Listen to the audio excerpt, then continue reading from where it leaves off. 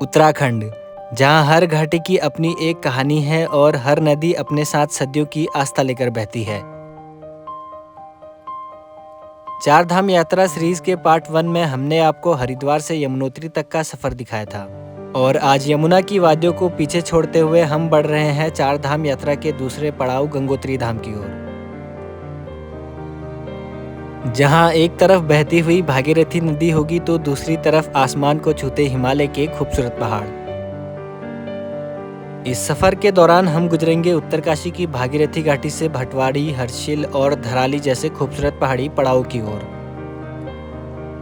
ऊंचे देवदार के जंगल, भागीरथी नदी का साथ और हिमालय के बीच से गुजरती घुमावदार सड़कें, यही जगह है इस सफर को चारधाम यात्रा के सबसे खूबसूरत मार्गों में से एक बनाती है। इन्हीं खूबसूरत और चुनौतीपूर्ण रास्तों के बीच से गुजरता हुआ ये सफर हमें ले जाएगा गंगोत्री धाम तक। तो चलिए शुरू करते हैं आज का ये सफर।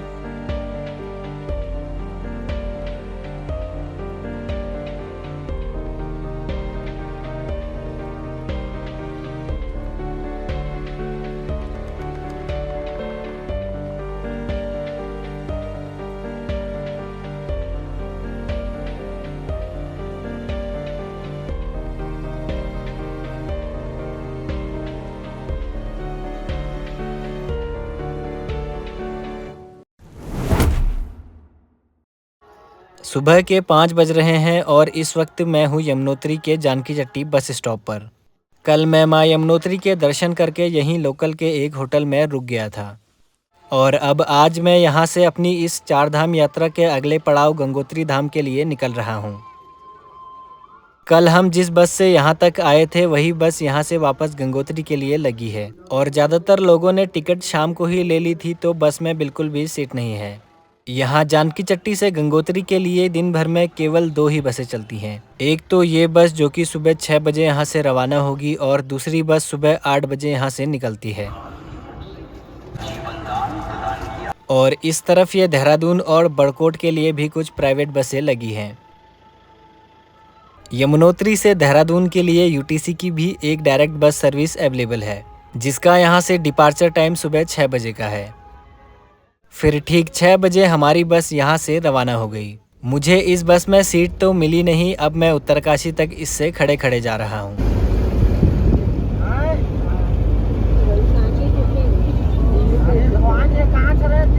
फिर 1:40 पर बस ने मुझे उत्तरकाशी पहुँचा दिया। ये बस डायरेक्ट यमुनोत्री से गंगोत्री तक जा रही है, लेकिन मैं इसमें खड़े होकर सफ़र और शूट नहीं कर सकता, तो मैं यहीं उतर गया।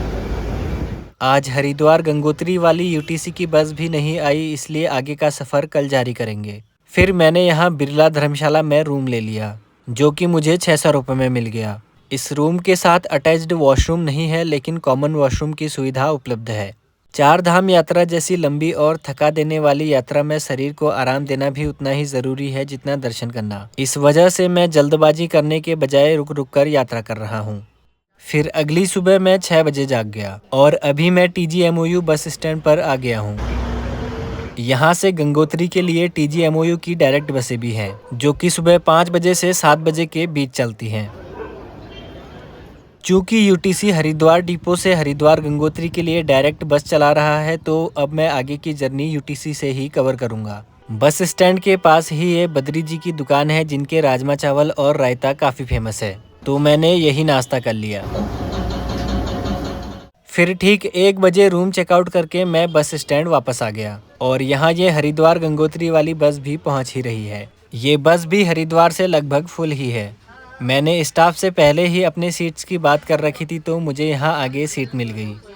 यहाँ से हमारे साथ ड्राइवर अजब सिंह जी और कंडक्टर दीपक कुमार जी हैं। इसके बाद फिर 1:40 पर हमारी बस यहाँ से गंगोत्री के लिए रवाना हो गई।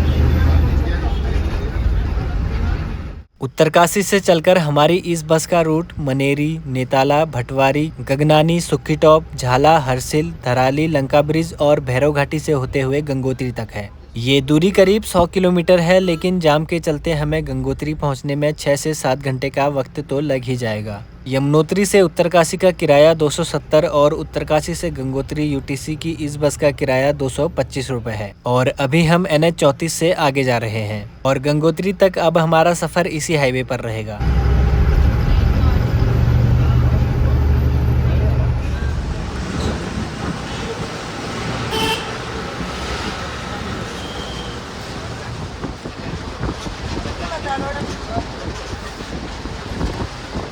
थोड़ा आगे चलकर अब हमारी बस पहुंच रही है गंगोरी और हल्की बारिश भी शुरू हो गई है। यहाँ गंगोरी में डोडी ताल क्षेत्र से निकलने वाली 80 गंगा भागीरथी नदी में मिलती है।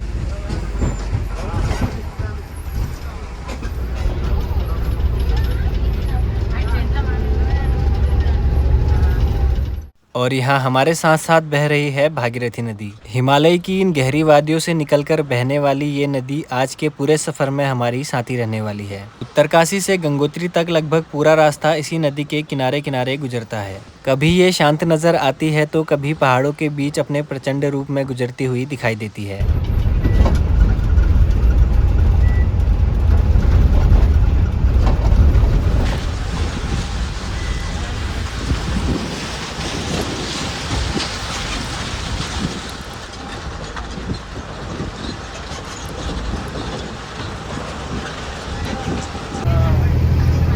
छोटी गाड़ियों से आते थे ऋषिकेश में, अपना वही पार्किंग में लगाई और यहाँ से लोकल गाड़ियों में अपना। फिर 2:25 पर हमारी बस पहुंच गई मनेरी। यहाँ दाईं तरफ दिख रहा ये वाटरफॉल जैसा नज़ारा असल में भागीरथी नदी के उस पानी का है जिसे मनेरी बांध से जल विद्युत उत्पादन के लिए मोड़ दिया गया है।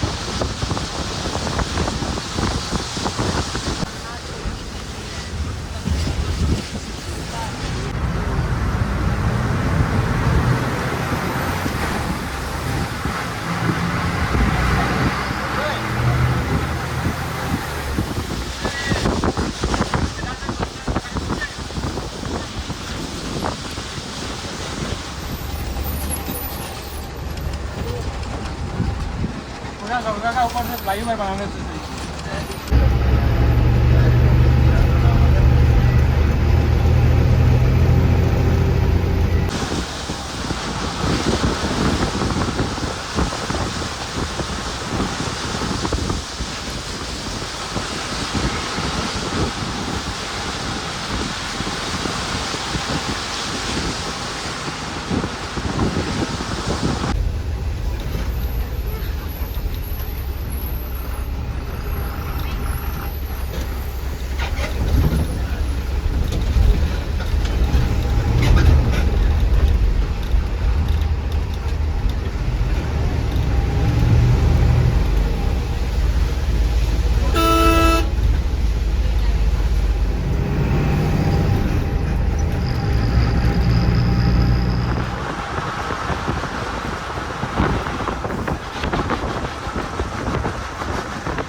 थोड़ा आगे चलकर अब हमारी बस टकनौर क्षेत्र में प्रवेश कर रही है। गढ़वाल हिमालय का यह क्षेत्र अपनी खूबसूरत घाटियों, पारंपरिक गांवों और मनमोहक दृश्यों के लिए जाना जाता है। गंगोत्री की ओर बढ़ते इस सफर में टकनौर क्षेत्र हमें उत्तरकाशी के निचले इलाकों से निकालकर ऊंचे हिमालयी क्षेत्र की ओर ले जाता है।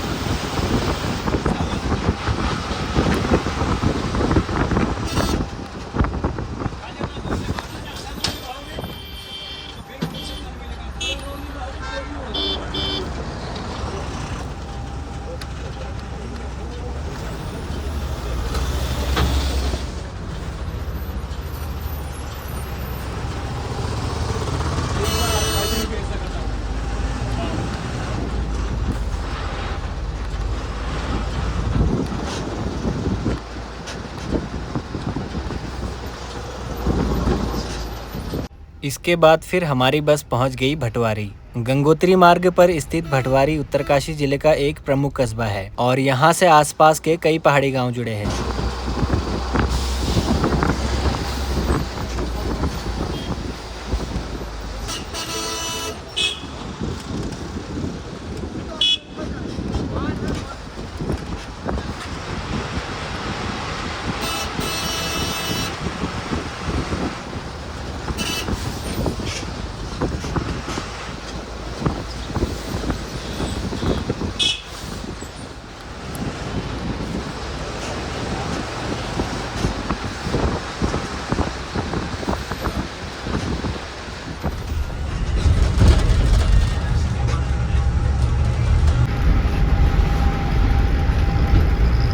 सिर्फ यही तो कहा भाई, थोड़ी पीछे थी तो उधर उधर करते ये इधर टायर खोल रहा।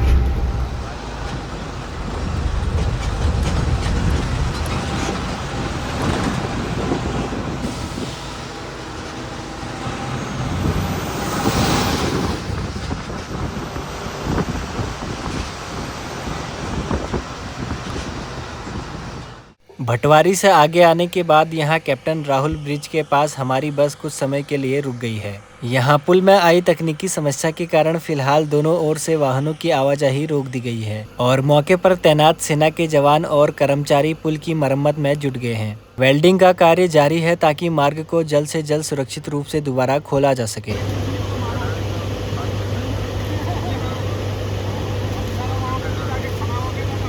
सामने उस तरफ नए ब्रिज का काम चल रहा है।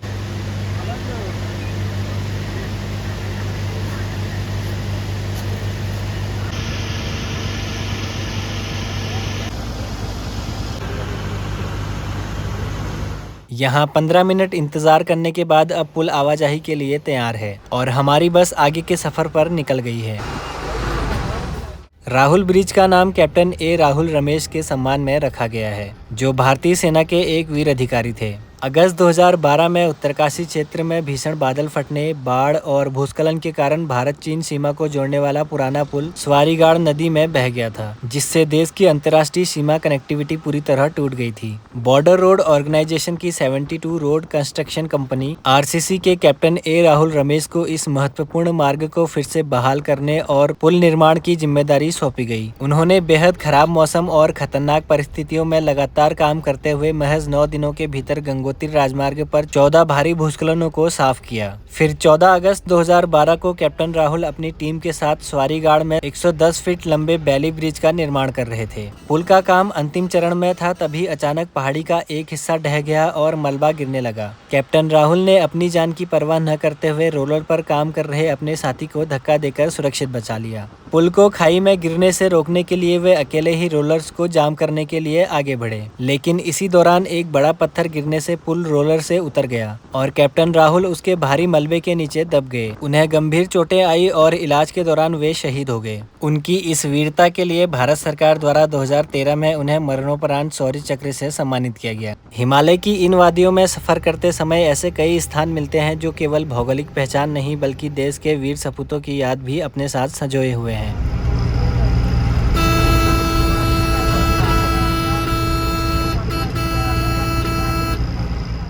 और अब हमारी बस पहुंच रही है गगनानी। गंगोत्री मार्ग पर स्थित यह छोटा सा हिमालयी पड़ाव अपने प्राकृतिक गर्म जल के स्रोतों के लिए जाना जाता है। समुद्र तल से लगभग 2000 मीटर की ऊंचाई पर बसा गंगनानी चारधाम यात्रियों के बीच एक महत्वपूर्ण विश्राम स्थल माना जाता है। यहाँ स्थित ऋषिकुंड के गर्म जल स्रोत दूर दूर से आने वाले श्रद्धालुओं को आकर्षित करते हैं।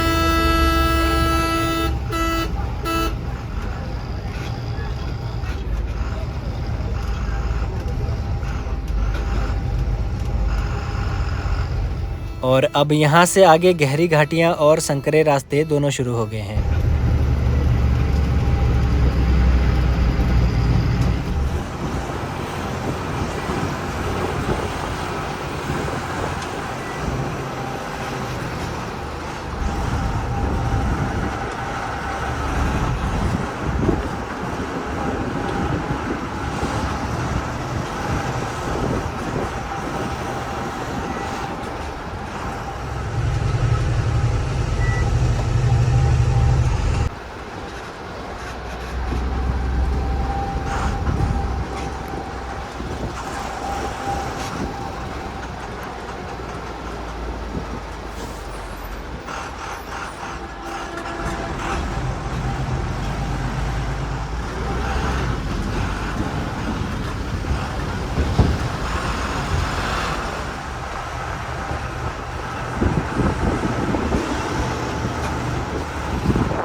ये 6712 BS6 बस नौशाद जी को अलॉट हुई है और वो इस वक्त छुट्टी पर गए हैं।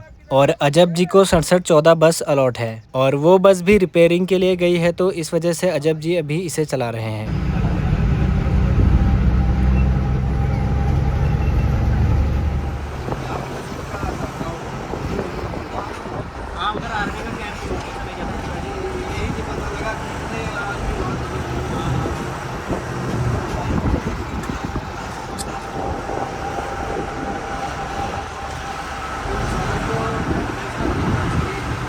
सामने उस पहाड़ी का एक बड़ा हिस्सा भूस्खलन की चपेट में है, जिससे धीरे धीरे पहाड़ी धंसती जा रही है।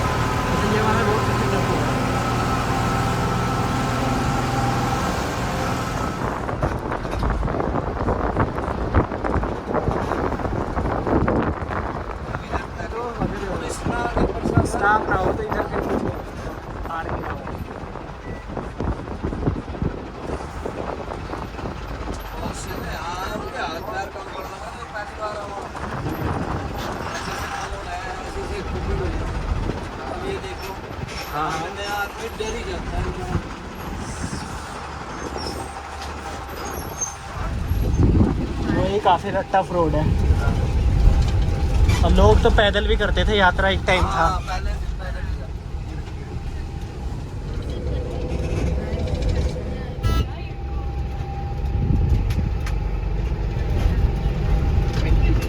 फिर 1:40 पर हमारी बस पहुंच गई डबरानी।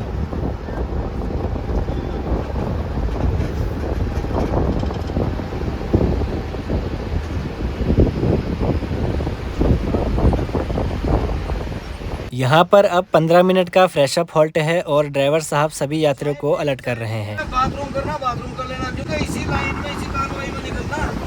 आखिर क्या बोलेगा इनको रोकने के लिए आगे भी उधर तो छोड़ रखा भी नहीं।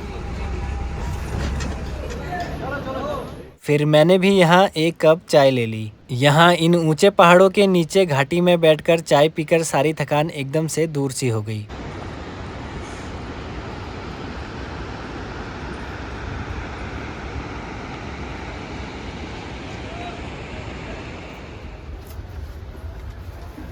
अरे भाई आ जाओ, आ जाओ।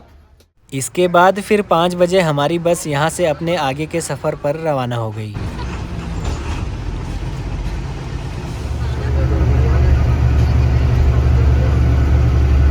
तो लग गया जाम, मैं इसीलिए तो चल रहे हो बोल रहा था।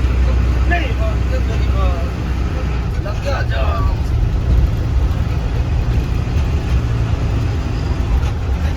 डबरानी से आगे बढ़े अभी कुछ ही समय हुआ था कि आगे यहाँ भूस्खलन प्रभावित क्षेत्र में पहुँचने पर प्रशासन द्वारा हमारी बस को कुछ समय के लिए रोक दिया गया है। सुरक्षा कारणों से फिलहाल इस ओर से वाहनों की आवाजाही बंद रखी गई है। यहाँ पहले ऊपर की ओर से आ रहे वाहनों को निकाला जा रहा है ताकि मार्ग पर अनावश्यक भीड़ न हो और यातायात को सुरक्षित तरीके से संचालित किया जा सके।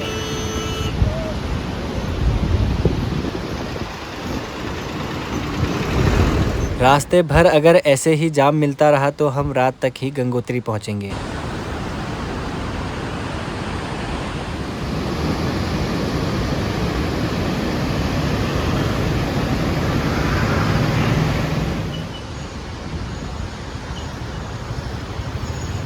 बीस मिनट इंतज़ार करने के बाद अब इस तरफ से भी यातायात को बहाल कर दिया गया है।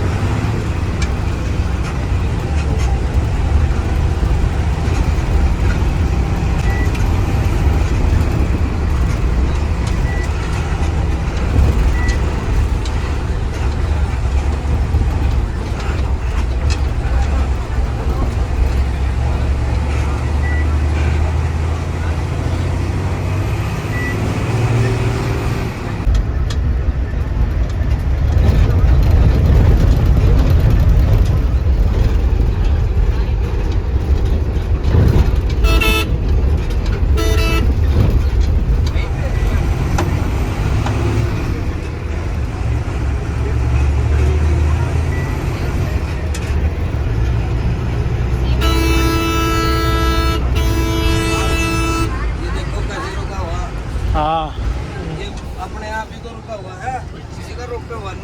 बड़े रिस्की पत्थर है सारे के सारे। इतना योगदान दे रखा है पूरा। हाँ गंगा मैया की यात्रा। हाँ, भक्तों को, सारे भक्तों के लिए। ये पुल भी टूटा है ना इधर पे, अरे ये सारा रोड तो था पुल का, पूरा बह, हाँ पूरा बह के आया है ये। फिर यहाँ सोनगाड़ के पास भी पुलिस प्रशासन द्वारा यातायात को रोक दिया गया। ऐसा इसलिए किया जा रहा है क्योंकि आगे की सड़कें काफ़ी ज़्यादा संकरी है और ऊपर से आ रही गाड़ियों को पहले निकाला जा रहा है ताकि आगे लंबा जाम न लगे। अजब जी ने बताया कि वे जब भी सोनगाड़ के पास पहुंचते हैं तो उन्हें यहाँ एक जंगली भालू दिखाई पड़ता है और हम सामने पहाड़ी पर उसको ढूंढने लग गए। हम बात कर ही रहे थे और यहाँ भालू महाराज सच में ही आ गए। रात के समय तो यहाँ और भी जंगली जानवर देखने को मिलते हैं।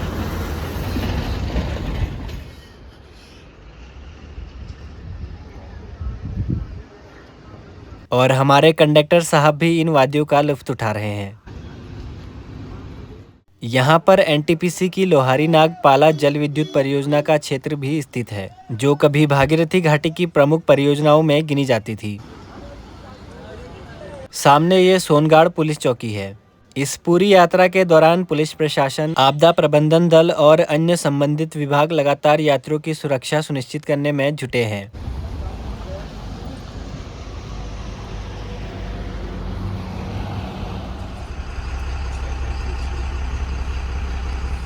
करीब 2 घंटे के एक लंबे इंतज़ार करने के बाद अब ऊपर से सभी वाहन निकल चुके हैं तो प्रशासन द्वारा हमें आगे जाने की अनुमति मिल गई है और अंधेरा भी होने लग गया है।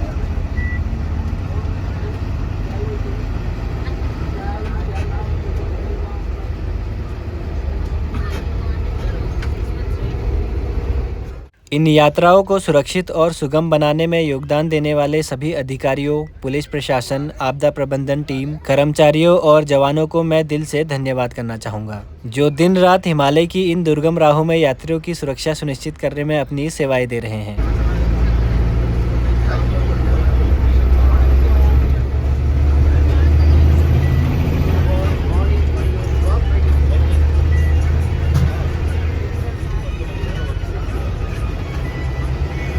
दिन वाली कट जाती, आज गाड़ी रोक गई। आज यहाँ लाइट पहली बार जली, नहीं तो लाइट नहीं लगती यार।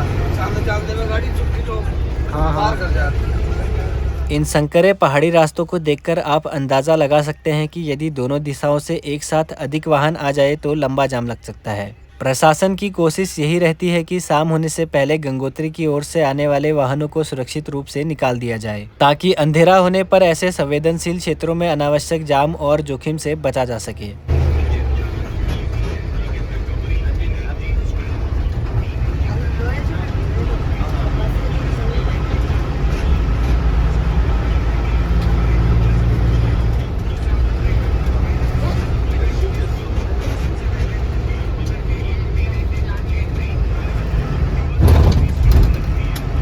भीड़ हो तो फिर महंगा कर देते हैं, थोड़ा हो गया। जो सही है वो तो बेचारा सही रेट में ही देगा। हाँ।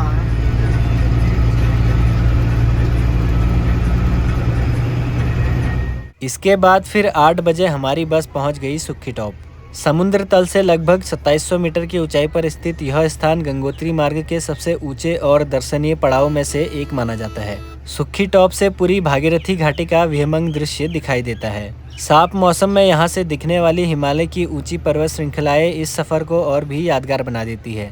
अब यहाँ से झाला तक लगातार उतराई है। आज हमारी बस जाम के चलते काफ़ी ज़्यादा लेट हो गई है, वरना अभी तक हम गंगोत्री पहुँच चुके होते। अब हर्षिल घाटी के ये खूबसूरत नज़ारे हम आपको कल आते वक्त अच्छे से दिखाएंगे। झाला झाला आएगा, झाला नीचे तो अच्छा।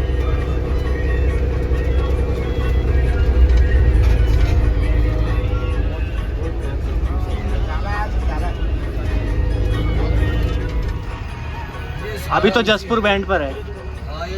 ये जसपुर बैंड है, अभी आने वाला है, बता देंगे आपको। ये है जसपुर, इसके नीचे झाला है। झाला वहाँ है, पुल पे चौकी है।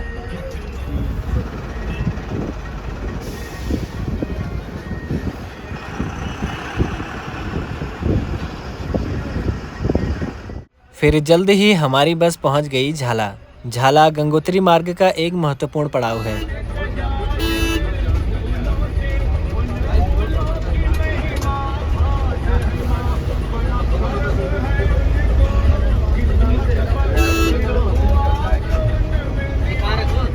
यहाँ से आगे बढ़ते ही हर्षिल घाटी की मनमोहक वादियाँ शुरू होने लगती है, जिन्हें उत्तराखंड के सबसे खूबसूरत क्षेत्रों में गिना जाता है। और आगे का ट्रैफिक भी अब हट चुका है, तो ड्राइवर साहब ने बस को एकदम खींच कर रखा है।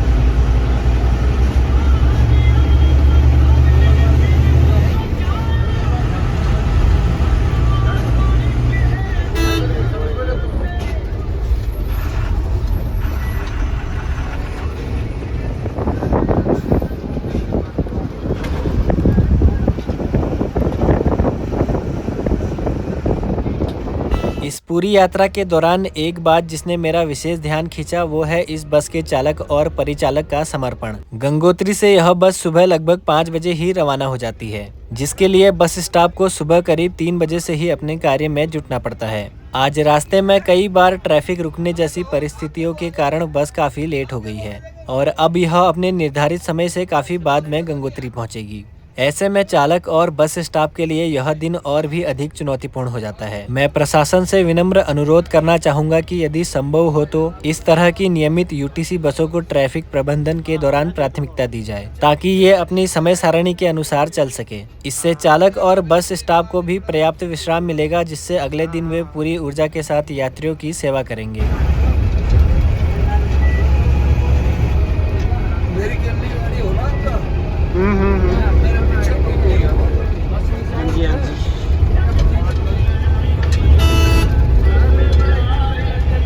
सीढ़ियों के रास्ते तो 2 जगह से है, लेकिन वहीं था वो चौकी पे। इसके बाद फिर 8:50 पर हमारी बस पहुंच गई हर्षिल। समुद्र तल से लगभग 2500 मीटर की ऊंचाई पर बसा हर्षिल उत्तराखंड के खूबसूरत हिमालयी गांवों में से एक माना जाता है। देवदार के घने जंगल, सेब के बाग और चारों ओर फैली हिमालय की शांत वादियां हर्षिल को एक अलग ही पहचान देती है। यही वजह है कि इसे गंगोत्री मार्ग का सबसे सुंदर पड़ाव भी कहा जाता है। दिलचस्प बात यह है कि हर्षिल और इसके आसपास का क्षेत्र फिल्म राम तेरी गंगा मैली की शूटिंग के लिए भी प्रसिद्ध है। यही फिल्म इस शांत घाटी की खूबसूरती को देश भर तक लेकर गई। फिलहाल तो हिमालय की ये वादियां अंधेरे की चादर में छुप चुकी है, लेकिन आप बिल्कुल भी चिंता मत कीजिए। कल सुबह हम आपको हर्षिल की इस खूबसूरत घाटी का एक एक नज़ारा विस्तार से दिखाएंगे। इस तरफ पहले रोड नहीं थी क्या पक्की? ये सब उड़ गई थी भाई। अब अच्छा, आपदा के दौरान ये सारा उड़ जाता है तो बाद में बनाया। हाँ, यहाँ तो है वो भी था। अच्छा।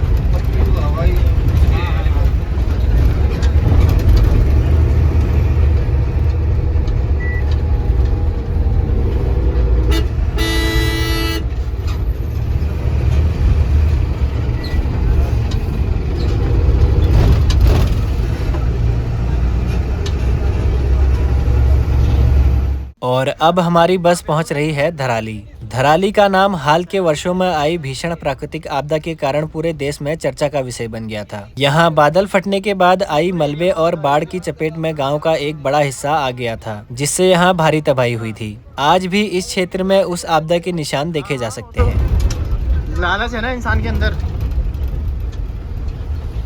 पूरा एरिया भी सब यार बिल्डिंग ही बिल्डिंग थी, होटल ही होटल थे। हाँ, सुबह दिखेगा अभी। अच्छा,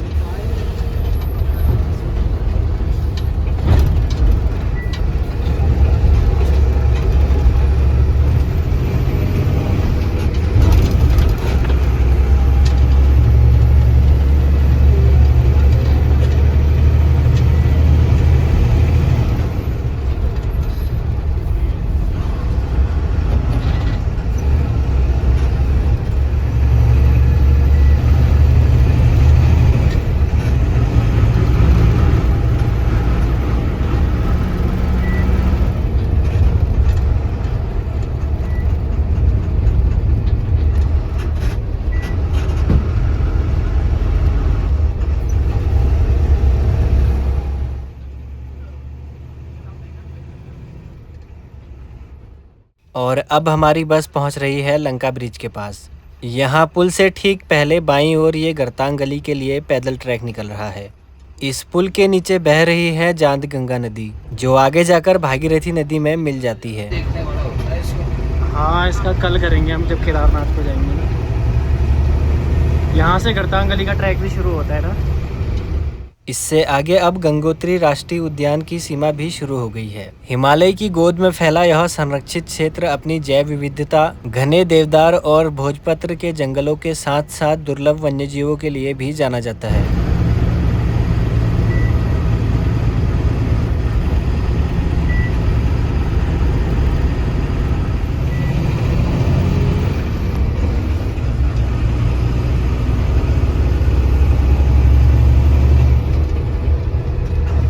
थोड़ा आगे फिर ये भैरव घाटी आती है। आएगा कोई यहाँ? भैरव घाटी है कोई?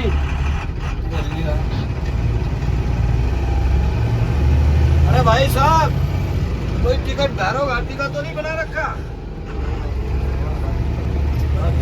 अब पूछना तो पड़ा, कोई पकड़ चढ़ गया हो भाई। मेरा पूरा प्लान था कि गंगोत्री पहुंचने के बाद कल सुबह इसी बस से वापस उत्तरकाशी लौट जाऊंगा, लेकिन रास्ते में हुई देरी की वजह से अब हम रात के करीब 10 बजे तक गंगोत्री पहुंचेंगे और तब तक मंदिर के कपाट बंद हो चुके होंगे। ऐसे में मां गंगा के दर्शन अब कल सुबह 6 बजे कपाट खुलने के बाद ही हो पाएंगे और यूटीसी की ये बस सुबह 5 बजे ही हरिद्वार के लिए रवाना हो जाती है। तो अब कल मैं किसी दूसरी प्राइवेट बस से उत्तरकाशी तक जाऊँगा।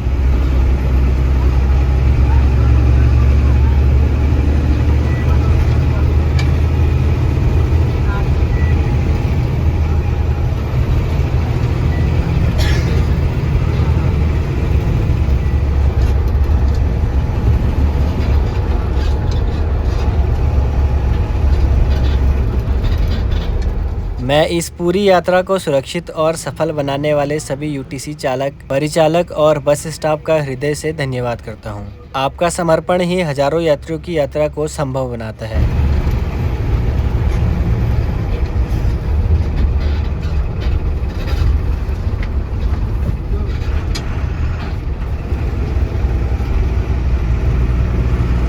इसके बाद फिर 9:40 पर हमारी बस पहुंच गई गंगोत्री और ये हमारी बस का लास्ट स्टेशन है।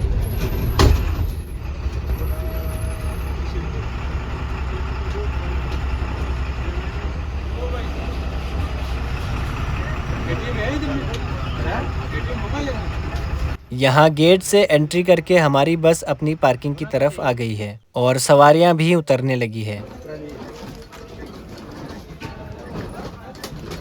सवारियां उतारकर अब बस इस तरफ पार्क हो गई है।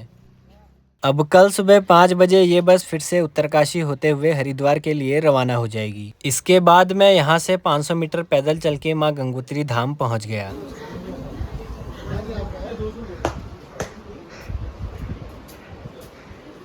अभी 10 बज गए हैं तो कपाट भी बंद हो चुके हैं और अब कल सुबह 6 बजे बाद ही माँ गंगा के दर्शन होंगे।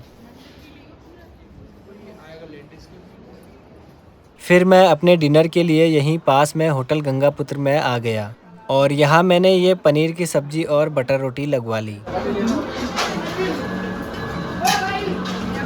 मुझे भूख भी लगी थी और खाना भी काफ़ी टेस्टी था, तो मैंने सब फिनिश कर दिया। इसके बाद मैंने इन्हीं के होटल में ये रूम ले लिया जो कि मुझे 800 रुपये में मिल गया। अब बॉडी काफ़ी थक चुकी है तो फिलहाल रेस्ट करते हैं। उम्मीद है दोस्तों यमुनोत्री से गंगोत्री की ये खूबसूरत और चुनौतीपूर्ण बस जर्नी आपको पसंद आई होगी। आप YouTube के थैंक्स बटन के थ्रू भी मुझे सपोर्ट कर सकते हैं। आज रात हो जाने के कारण हम आपको हर्षिल घाटी के खूबसूरत नज़ारे नहीं दिखा पाए, लेकिन कल यानी कि अगली वीडियो में हम आपको गंगोत्री से हर्षिल, उत्तरकाशी, टिहरी डैम होते हुए केदारनाथ तक की बस जर्नी दिखाएंगे। वीडियो पूरा देखने के लिए दिल से धन्यवाद।